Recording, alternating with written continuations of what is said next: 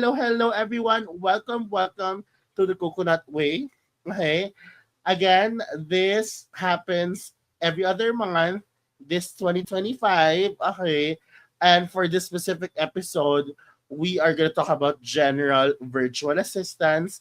And so future episodes, we're going to talk about tools. Okay. This 2025 is all about tools. But for today, okay, before we end our 2024, we're gonna talk about General Virtual Assistant, which is ang dami sa inyo gusto matuto neto. Okay? Marami kasi sa inyo na parang, hey Jam, wala bang opening for like just data entry?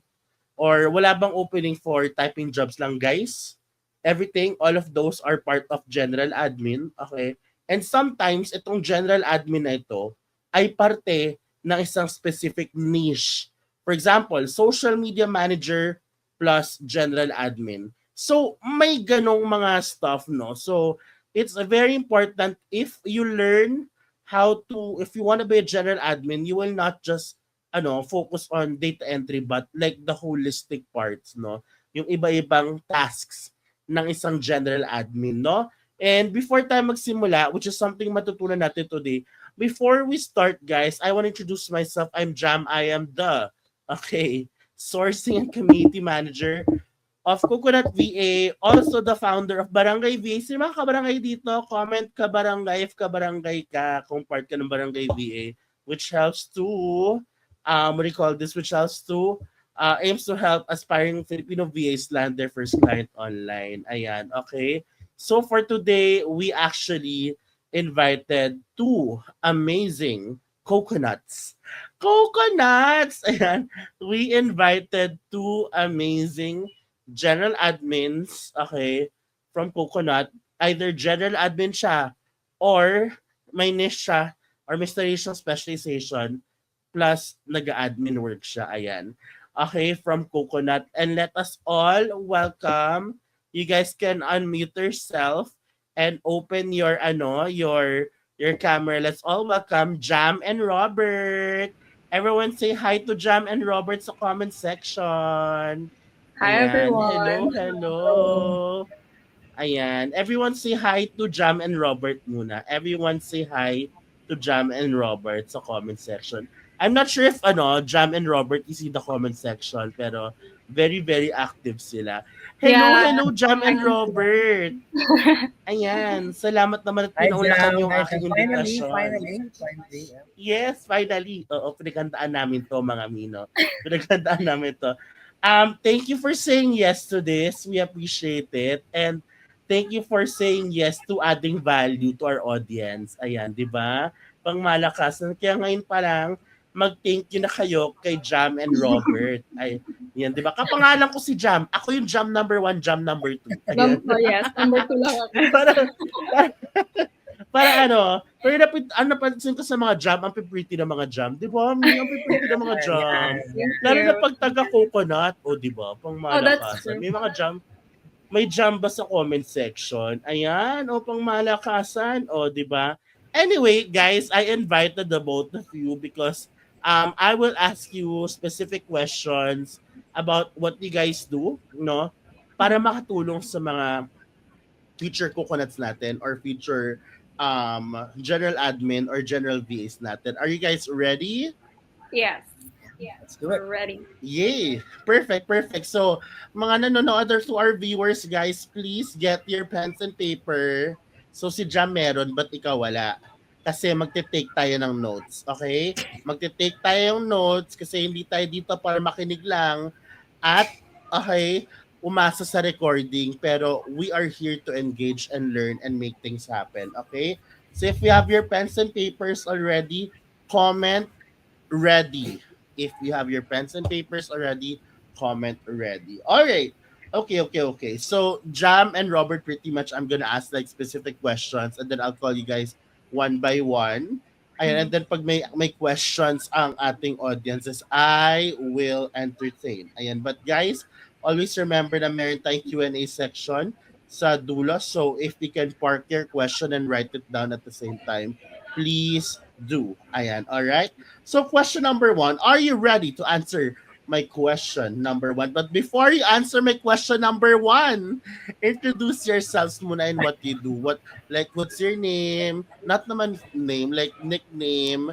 And then what do you do? At gaano katagal ka na sa Coconut? Let's start with Jam. Yes. So my name is Jamaica Pavel, but you can call me Jam as well.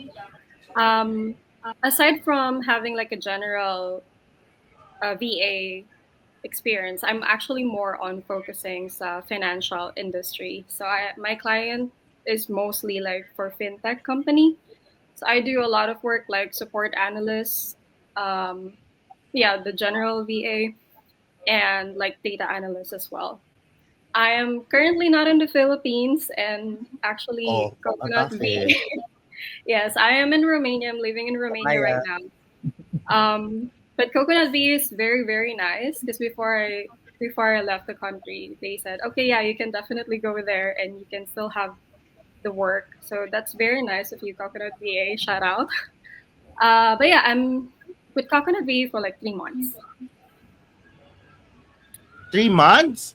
Bago Oh, yeah. lang. Welcome, Yes, it's very welcome. new. Very new. Yeah, I actually got the role in Coconut VA like I think a week or two before my after my birthday. So Taga it's saan ka a sa Pinas? Rizal, Taytay Rizal. Rizal. Oh. Layo din me. Layo ng Romania at Rizal me. So Pero so my happy for husband you me is that you're here, so there. I have to stay here. Ah, I see, I see. Yeah, Well, thank you. I know there's a time difference pero nilaban mo. So thank you so much. Ayan. push lang tayo We're dyan. Yeah. excited to learn from you. Ayan. Okay. Robert, how about you? Hi everyone, my name is Robert, and actually I've been in the freelancing industry since the pandemic. And most of before the pandemic, I have a business which is me and my wife is a wedding coordinator, so we are more on the events, Ooh. and I also run a very small pop-up coffee booth in events. But during the pandemic, it was hard because there was no events, and I transitioned to being a virtual assistant in 2021. And most of my task actually was my main niche was related to real estate because I was also a property specialist here in the Philippines for like almost a year. And like what Jam said earlier, parang right now, if you have a certain niche, you are also you can also be considered as a general virtual assistant. And so I really understand what Jam said earlier. And yeah, I've been with Coconut VA for on and off clients with Coconut VA, but I'm with them for like a year already. Wow. 1 year. Halos ako de 1 year lang din ako. Ayan, perfect, perfect. Ayan, thank you so much, Robert. So, we are very excited to learn more about general admin from the both of you. Kaya ang question number one ay, hala, game show. Ayan, question number one ay, for you guys, what is your definition of a general virtual assistant or a general admin? Let's start with Jam. Well, basically, you are the one who's handling like the admin works, like sending emails, communicating with the clients, customer. If you guys are also like having a phone calls, you also like to attend to that, and mostly like making sure that everything is organized in terms of like yung records ng mga clients mo, yung customers nila and everything stuff. And from time to time you also need to make sure na you have some knowledge with different um different applications like Slacks, HubSpot, those Mhm. kind of things, because you need them in order for you to organize everything for the client, so that if the client asks you, Correct. okay, do we have any update from this user, you can just simply send them the link, or you can just simply tell them, okay, this is the status of this user or the customer. Yes. Mostly that's it. It's Perfect. very general. So really like general admin tasks. Yeah. Okay. Thank you, Jam. How about Robert? Anything to add? Yeah, so it's pretty much the same with what Jamaica said. So I can break down some things as a general virtual assistant. So One, I'll break it down as you are someone who manage the personal life. One is you manage the personal life of the client. Yes. Second is you manage their. So when I said personal life, it's about booking restaurants for them, appointment to doctors. To that extent, booking flights with them. Sometimes I had experience. I'm the one who does the laundry for the client, even I'm here in the Oh Philippines. So my. I just some laundry companies that to pick up the laundries of my client in his office and etc. etc. So to that extent, so that's the personal part of the personal life management as general virtual assistant. And second is the job support. So this like Jamaica said, this is about the email management, responding, filtering emails, removing the spams, which is most likely one of the first things that you'll talk to about if you ever get to interview a client. And then calendar management is also part of being a general virtual. And most likely, the goal of a general virtual assistant is to remove that load from the client, basically help them with their everyday operations, with work and personal life. That's true. Correct. Kasi, thank you, Robert. Kasi, these entrepreneurs, these clients talaga are supposed to focus on bigger things na because of these small things, okay, hindi nila na-achieve yung mga things to achieve because they're focusing on the small things. So that's why they buy the time of other people to focus on the small things so they can make, wonders in their company by focusing on the bigger things. Pretty much, ayan, yan ang role ng isang admin, general admin or general VA. And tawag dito, and we also wanna know Jam and Robert, no? Are you guys learning? Comment learning if you're learning, ha? Kasi wala kayong paramdam, kinakabahan ako. Ayan. So, tawag dito, um, and also, like, I just want to add pala before I ask them another question. Medyo similar siya sa executive assistants. Ang pinagkaiba lang ng general VA to executive assistants is that pag EA ka na, ang client mo are in the C-level. Okay, nasa C-level na siya. Okay, like CEOs to like founders. Yan, 'di ba? So, yun ang difference. So my question is, because I'm curious, kasi ang dami sa kanila na up to now, hirap na hirap kasi sila makapili ng niche nila na parang hello, these things, mamaya ma-find out nyo ano ba yung mga tasks nila are something that you can learn along the way on your own for free, general admin, no? Um, and then you can start right away. So I want to know like what are your backgrounds? What were you doing before the remote world? Okay, so let's start with Robert first. Yeah, so I actually said it earlier. I didn't know it was a question, Jam. So yeah, before I went to the freelancing or the virtual world, my wife and I runs a event coordination business. It's actually runs until to this date, um, unfortunately. And Okay. um, I also worked as a customer service representative before Yun. transition, and CSR. that's the main thing that the bosses are looking for, especially when you want to jump from to the Yes. virtual, because you as a customer service representative, you're trained to learn more about the US culture, their geography, how to speak with them, and the most important thing is to understand them, because it's really important that you understand whom you're speaking with. Correct. So dating CSR. So sino dito ang mga CSR? Comment below. Yung mga galing BPO din, comment below. Ayan. Thank you. How about you, Jam? What were you Yeah, doing before the remote world? actually the same thing. So I work with bigger companies like JP Morgan, American Express, and Wells Fargo mostly. I like finance, so I Nice. really focus there. But prior to that, I also work with Amazon as a customer service representative. But my client before is not a US, it's more in UK. So at first I was like, okay, I'm really having hard time understanding them because of the accent. Yeah. But yeah, I mean, customer service is, I can say that it's basically your foundation if you really wanted to go ahead and Yeah, be part of, being a freelancer, because most of the clients are actually looking for someone who can handle stuff on their own. And with customer service, it's very important because kaya nating mag-adjust eh. That's what I can say, especially Correct. for Filipino customer service. We can really adjust. We can learn a lot of things. I don't want to say in an instant, but in a very, very small period of time. So Yeah. yes, mostly I work with datas. The last thing na I think naging role ko before, I worked with the investment part of Wells Fargo before I Mm-hmm. start working as a freelancer. So I learned a lot all through years. I've been working for like 11 or 12 years now.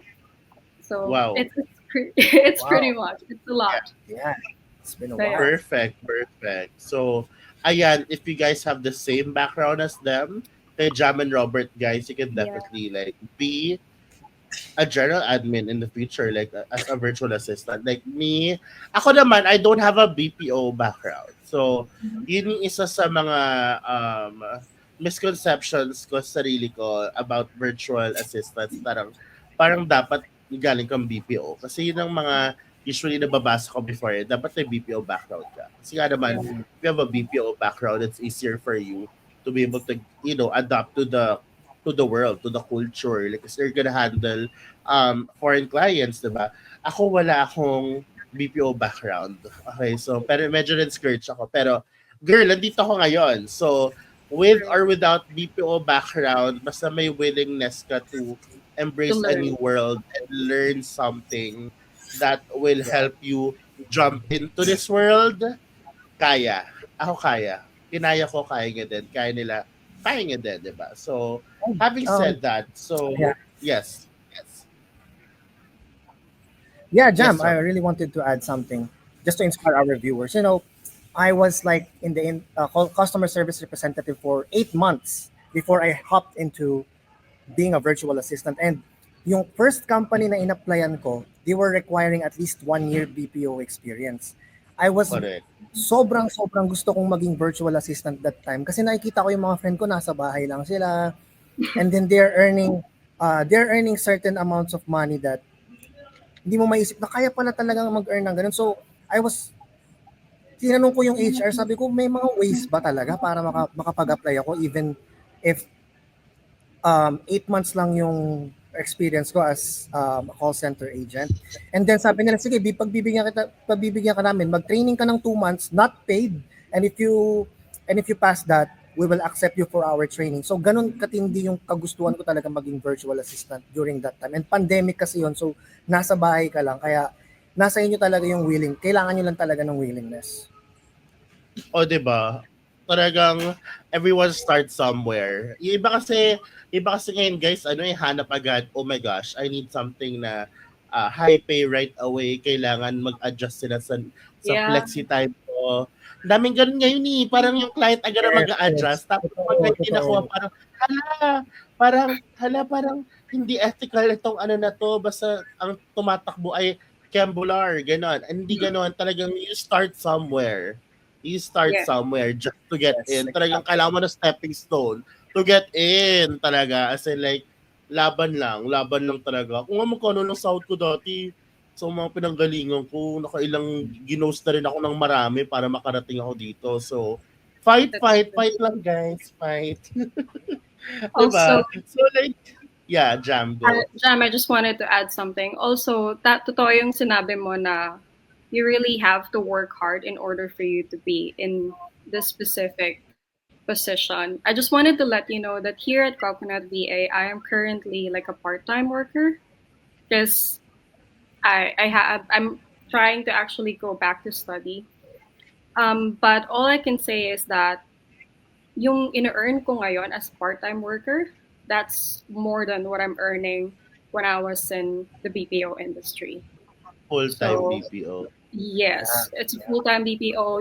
Less hazard, less the traffic, especially in the Philippines, and less the stress. So I mean, if you're an aspiring um, VA, even though wala kang experience before, try lang ng try until you get it. Yeah. Love it for you, me. Love it. Totoo yan. Totoo yung mga rates na yan. Talagang you fight talaga me, fighting ka dapat. So, let's talk about skills. I know everyone is excited to learn about this. Ano nga bang mga skills na dapat meron ako bago ako magsimula as a general virtual assistant? So, if you can give your top three, let's start with Jam, please. Your top three skills.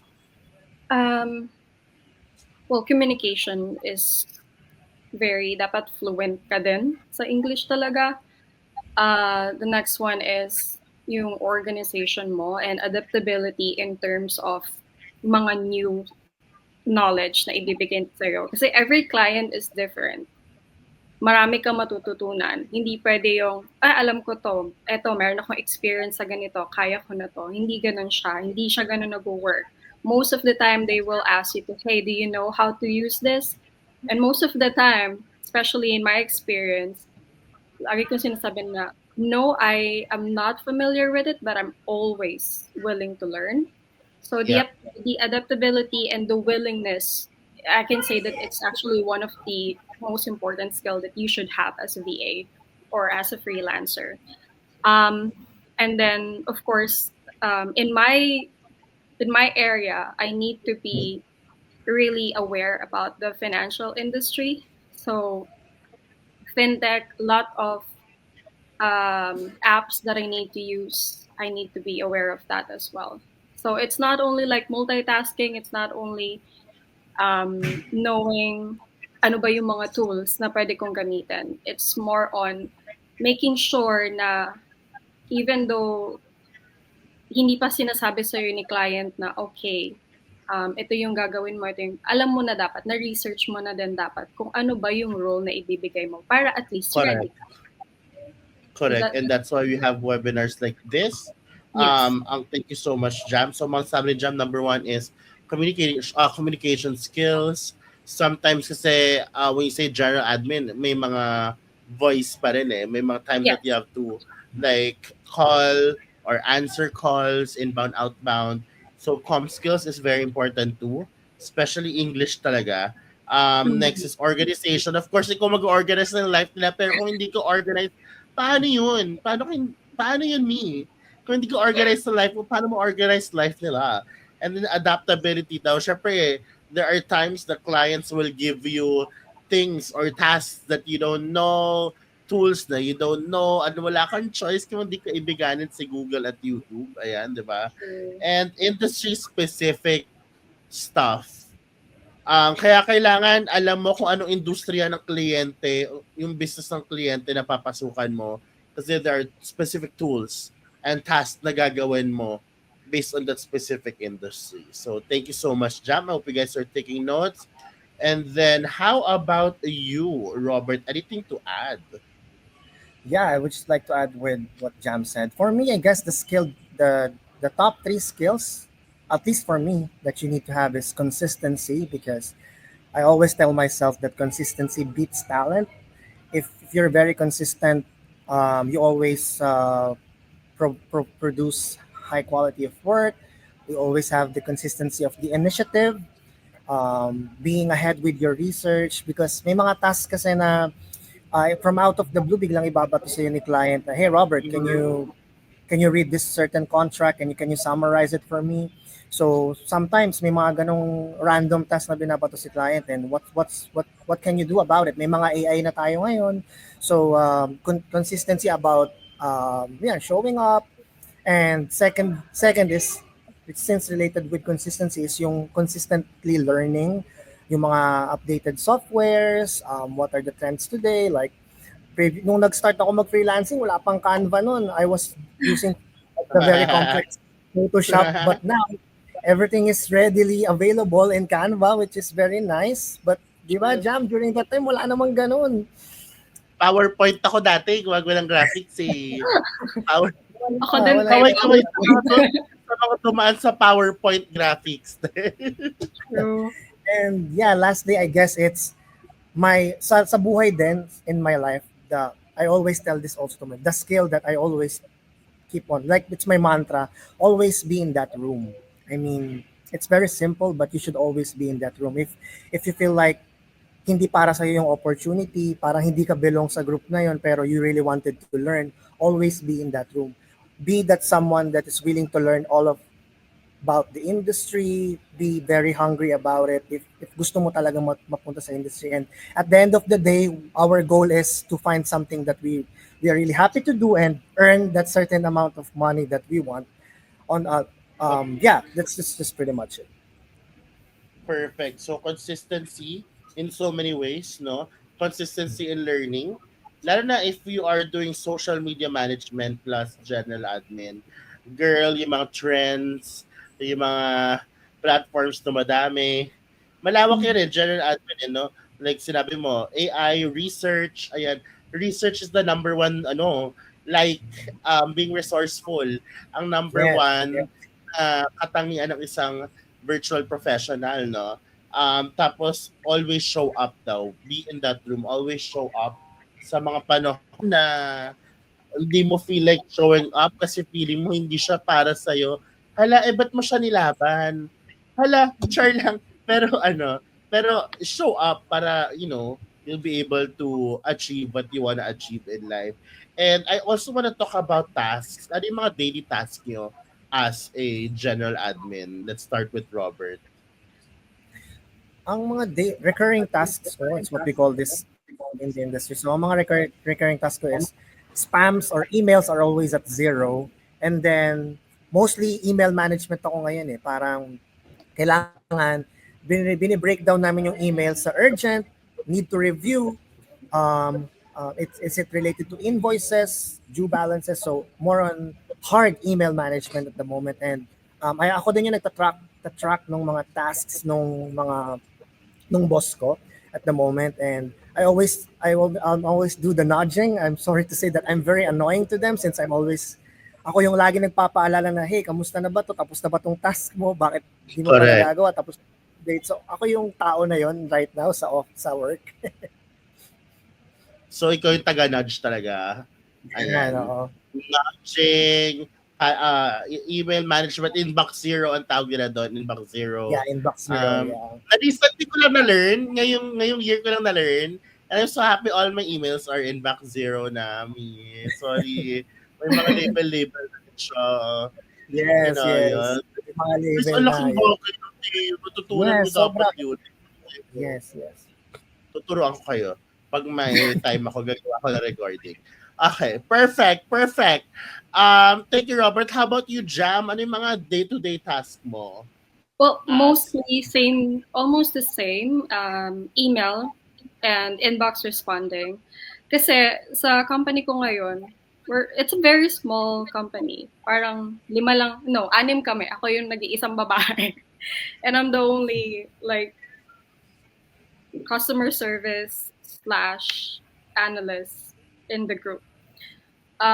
So yeah, mostly what I'm doing is I am making sure na yung email na kailangan naming i-send out, it's been sent out on time.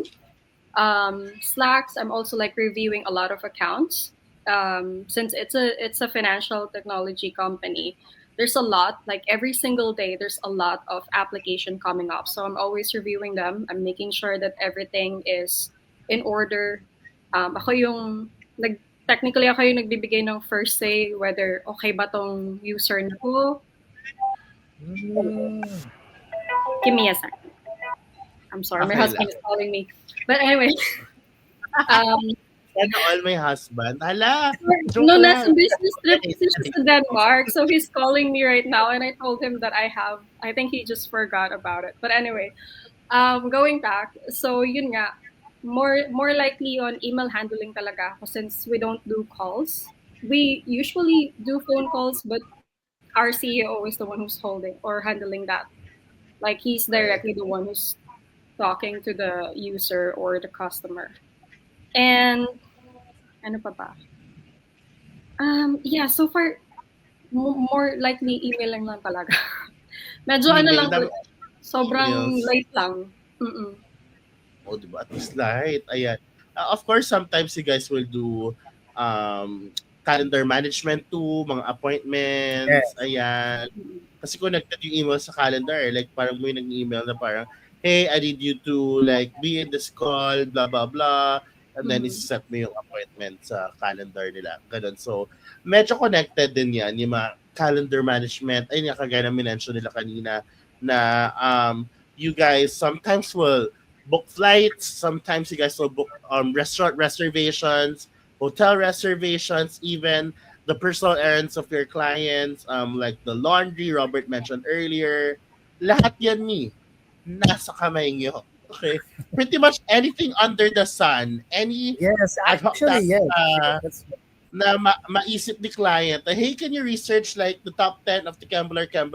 Mhm. Research ka din, din ka din. So, pretty much anything that will really assist your clients and to help them to focus on bigger things. That is your role as a general admin, no? But I think everyone's curious, no? Comment curious kung curious ka dito. Ano yung mga tools na dapat nilang matutunan, no? Na aralin as a general admin. Let's start with Jam. General admin, syempre, Tools. all of the Google stuff. the G Suite stuffs. Yes. Yes, all of the Google stuff. HubSpot, Notion, Slack. At least Slack. those three. Yeah, and of course Excel. Excel pala. Correct. Yeah. Excel, MS Excel, ayan. Lahat ng Google daw, Google Workspace, Google Mm. Drive, Google Calendar, Google Mail, Google Docs, Google Sheets, Google Present, lahat ng Googles in the world. Ayan, CRM daw like HubSpot, ayan, Slack is the main, almost lahat ng client ata nagsa-Slack Mm. ngayon. Parang very, very, very minimal na lang ang nagva-Viber. Tsaka Teams. Minimal din. Dati ginagamit din nila Teams. Ayan, WhatsApp. Teams, Mm-mm. Slacks, ano ito, Pants, te? Teams, Slack, at saka, ano te, yung isa, WhatsApp. Ayan, tatlong WhatsApp. yan. Very, very, very famous yung tatlong yan. You have to learn how to use those messaging tools. Ayan, perfect. How about you, Robert? Actually, same thing with what Jamaica said. At least you need to have to be very good with the Google Suite, especially the calendar, booking appointments in the calendar, and playing with the timeline because that's a crucial part of managing the calendar of the clients. Yung timeline natin, if PST sila, if Mhm. Eastern time sila, if dapat master ka ng calendar and that the time zone. And up until now, nagkakamali pa rin ako. I'm not an expert guy, so it still happens. I mean, even I guess to the top VAs or to the greatest VAs, it still happens. And what else? Yeah, at least you need to know at least one CRM. Maybe you need to be familiar with one CRM like HubSpot or Monday.com or Asana. Asana, and at least a communication software like what Jam said, Slack, WhatsApp, and Teams. Yeah, that's pretty much the same.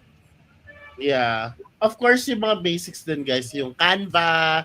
Kasi Yeah. minsan papagawa ka ng mga greeting cards, ganon. Yes, Papagawa yes. ka ng mga, pagka, di ba, Pasko, New Year, holidays. So, can you create like a greeting card for all my vendors? Ganon sila, no? So, gagawa ka ng Canva. Medyo creative ka din, T. Mga basic editing din, no? Mga basic editing na CapCut, yung mga very, very basic lang ba? Hindi naman ine-expect na magaling ka mag-edit kasi kung video editor, yung mga basic cuts lang. So, things to learn, yung mga ganyang bagay. I don't know if you guys do calls. Sometimes they do calls. So there's Google Pad, whatever you call that, Ring Central, things like that sa mga may calls. Ayan, but pretty much that's it. Pretty much puro ano lang yan ni puro mga research Google. Ang pinakamalaki talaga diyan Google Workspace. Ang pinakamalaking chunk Yes. Parang yun na na kasi yung heart gagamitin. ngayon ng operations. Google na talaga. Google Workspace. Of course, yung mga tools such as Zoom, kailangan Google Meet, marunong ka din gumamit. And sometimes, kapag may minutes of meeting ka, 'di ba? AI tools, yan, ChatGPT, note takers, ayan, para mamatali ang buhay mo, note takers pag nag-MOM ka.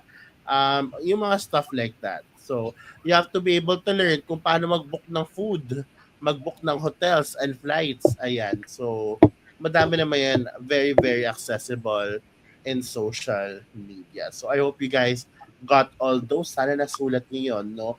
But my next question is, what makes you an effective na ano yung measurement na, uy, effective ako na general virtual assistant? Let's start with Robert siguro. I guess, and yeah, as a general virtual assistant, ang pinaka malalaman mo sa sarili mo na effective ka is yung kapag ikaw yung laging magpapaalala sa client mo na, hey, for example, may mga task siya na nakalimutan niya na before, na mga important task na ikaw na yung magpapaalala sa kanya palagi na ikaw na yung magpapaalala ng mga due date noon, bakit hindi mo na to nagagawa. You're on top, basically you're on top of everything. If you're on top of everything, then you are a very efficient general virtual assistant. Correct. Kasi as a general virtual assistant, ikaw din yung project manager ng buhay nila. Yes. Diba? Perfect. True. How about you, Jam? Ako siguro, it's more on when I see na yung task list ko is done. Like completely, okay, that's it. Tapos ko siya within only 4 hours. Because again, I'm only a part-timer. Yeah. That makes me like, oh, I did a good job today. Diba? Kasi talagang Tama, and diba? also I'm very thankful to my client kasi they're very vocal as well. And I do the same thing. Like for example, because again, aside from being a general VA, I also do some account analyst or analyzing things. So I'm mostly helping them to improve their process. So from time to time, let's say for example, may nakita akong pwede naming i-improve. Very vocal ako about it because my main goal is to help the company. Kasi since technically they're starting as well. They've been in the Yeah. industry for like almost 4 years, so it's still new. Mm. So that's my main Yeah, goal. I wanted to make sure na okay yung experience ng mga customer. Kasi if that's the case, then it means na more job for them, more job for me, diba? More money. Correct. Ganon. Correct. So yes, I always make sure na lahat ng task na dapat kong gawin is tapos. And if in case it happened na I still have a lot of time and then wala na akong gagawin, what I usually do is directly ask the CEO, hey, do you want me to do something else? Is there anything else that I can help you with? Parang ganon. Para lang Being ma-make sure proactive. na at least they also feel na, oh, okay.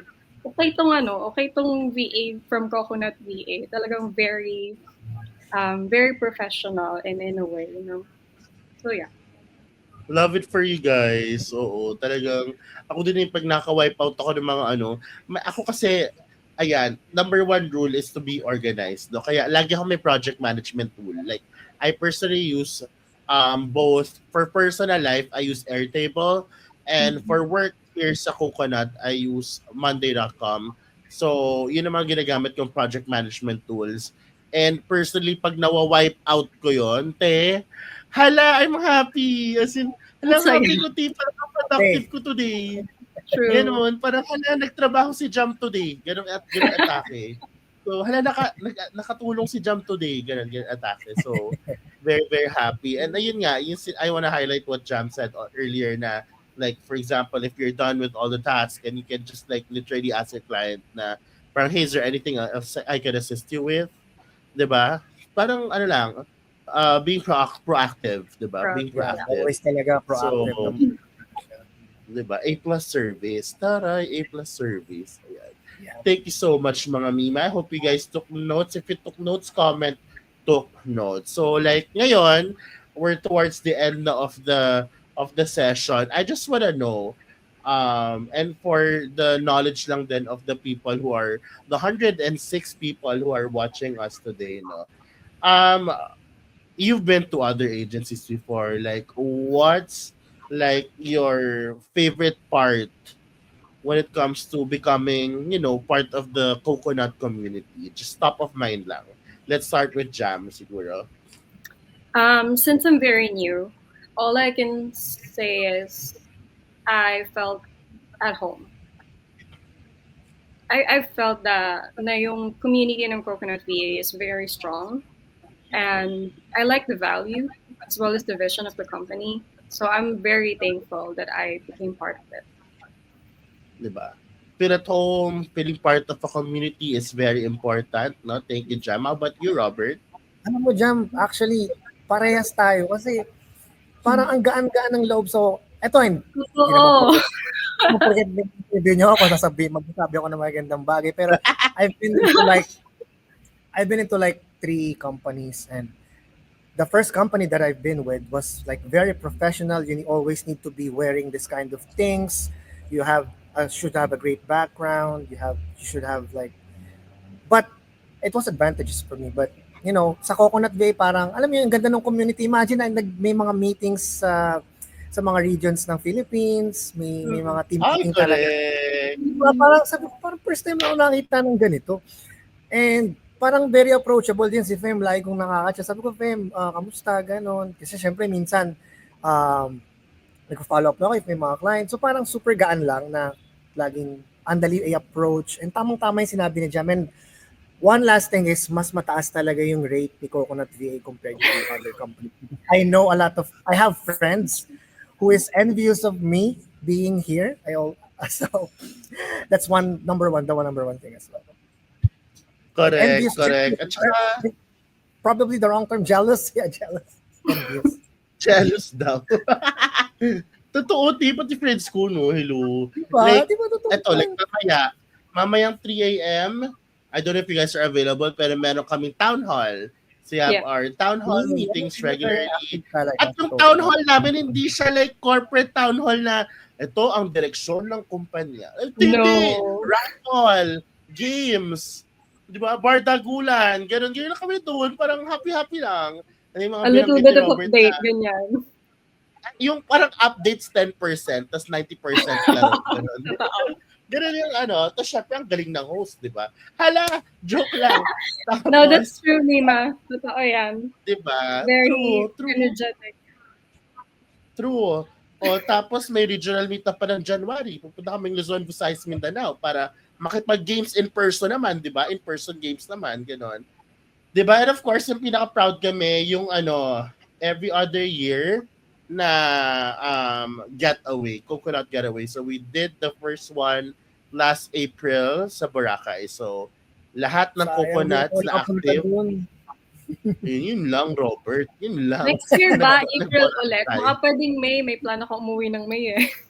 Bale, siya, 2026 yung next. Ah, 2026, yes. Okay. Uuwi ang mga founders dito at lalakbay tayo sa isang isla at mag-have fun. Ayan, yun ang ganap sa Coconut View. Diba? Very, very community-driven. Very, very laid-back, I should say. Very laid-back kami dito. Starting from the internal team, very laid-back too. Ayan, no? So, yun yung parang difference namin. Anyway, baka may mga tanong kayo, guys. Comment below yung mga tanong. Meron akong isang comment na I came across earlier. Sabi, hi po, out of the topic. Nag-try po kasi magpa-assess sa automated system po ating Coconut Way. Tama po ba na hindi po ba siya open for newbie? As in, no experience in virtual. Ang result kasi is I'm not qualified. Well, to be part of Coconut, guys, you have to have at least a year of BA or BPO or any remote work experience or any international-based company such as yung mga JP Morgan Chase, yung mga ganon, yung mga ano pa bang mga international-based company. Wells Fargo, yung mga yan. Okay. So, sa mga aspiring VAs po, don't you worry, click the link in our description box nandoon, yung free VA course natin. Go through that para matuto kayo kung paano yung sisimulan yung VA journey nyo.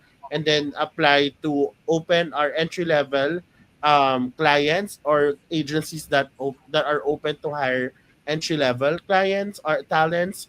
Then after a year, balikan nyo kami. Ganun. Start somewhere. Kagaya ng ginawa nila Jam and Robert and we all started somewhere. Okay? How to be part of Coconut, andun din po sa link sa ating description box yung link to our application form. Go for it. go for it. Paano po if may BPO experience naman, hindi ko lang po na-apply kanina sa automated. Ba't mo kasi hindi nilagay, Mima? Ilagay mo kasi. Hindi mo nilagay eh. Ilagay mo, Ti. Ayan, di ba? Ilagay mo. Kasi di ba tinatanong naman yun doon? Ilagay mo. Ilalagay ko na dito, guys, yung link na kailangan mo dito sa comment section. Okay, what else? What are your questions pa? I hope you saw the link there. Lagay ko na yung link sa comments. Meron pa bang questions? In 3, 2, 1. Okay, let's wrap this up. Maraming salamat, Jam and Robert, for saying yes to this and for adding value. Thank you, Everyone, thank you, Jam and Robert, sa comment section. Sana marami kayo natutunan today. Anyway, this recording. Ay, si Aline nandito. Aline, ikaw ang aking one-on-one mamaya. Mamaya na natin pag-usapan. After neto, one-on-one coaching tayo. Ayan, kasi may ka-one-on-one coaching after this call eh. Anyway, tawag dito, may katanong, sabihin ako eh. Ano ba, Aline, question? May lagay mo na dyan. I hope you guys learn from this session. Kailan ang next training? Next month meron tayong bagong pasabog. Basta abangan, dami pasabog ni Coconut, nakakaloka. Oo, ang dami-dami kong plano for 2025 marketing and sourcing like events for next year. Kaya abangan nyo, T. Oo, ako ang excited i-launch ang lahat ng yan next year. At a lot of content, ang daming content na parating na sobrang makakatulong sa inyo. And we're producing it, some we're already uploading it. Hindi ko alam kung napapanood nyo na yung mga content natin sa YouTube na very helpful. Sana napapanood nyo yan. Kailan po mag-build na sarili mong company? Wala akong plano. Okay na ako dito. Ayoko yung stress. Okay na kami dito, Okay, kalma lang, chill lang, pero sarap ng kita. Ganun lang naman epektos ng gusto ko eh. Ayan.